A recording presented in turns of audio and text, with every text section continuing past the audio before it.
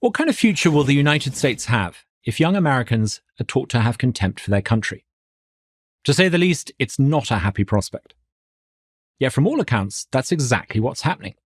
Ask sixth graders what they know about George Washington, and they're likely to answer, he owned slaves. Well, that's true. It's only one part of Washington's story. The full story, of course, is that America's first president was one of the great men of his age, universally admired for his bravery, integrity, and visionary leadership. Washington was a remarkable man, but only one of many remarkable individuals throughout American history. This was once taken for granted. Now it's barely acknowledged. For someone who's admired America from afar and has now made it my home, I find this very troubling. I've always considered Americans' deep love for their country, their patriotism, to be not only part of their charm, but a major reason for America's success. Now I see that patriotism being undermined in, of all places, America's classrooms.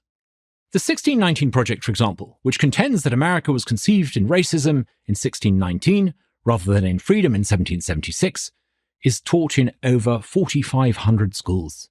Instead of teaching young Americans to revere their country, the left-leaning educational establishment seems bent on teaching them to be ashamed of it. Are they succeeding?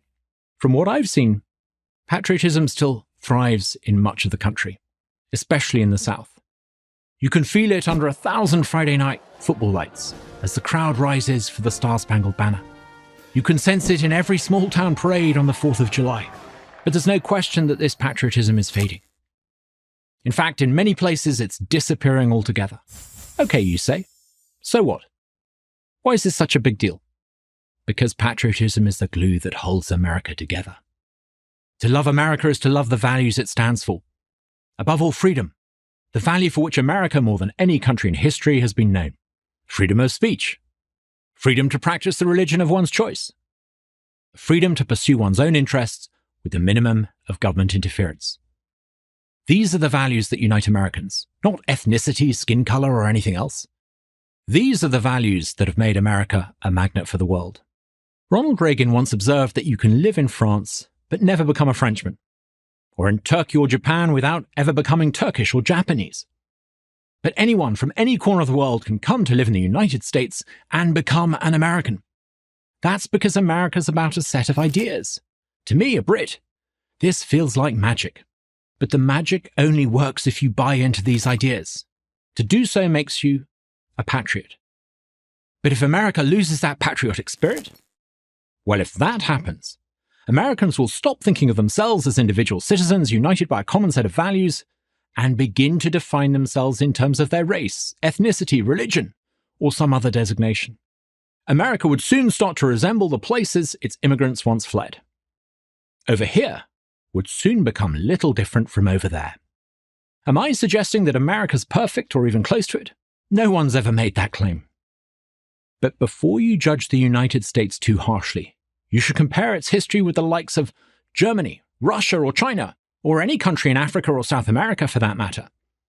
From that perspective, America looks pretty good. And the closer you look, the better America looks. 3 times in the 20th century, America helped rescue the world.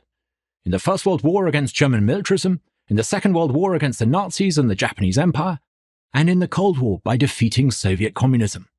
The left often rages against American imperialism. That's nonsense.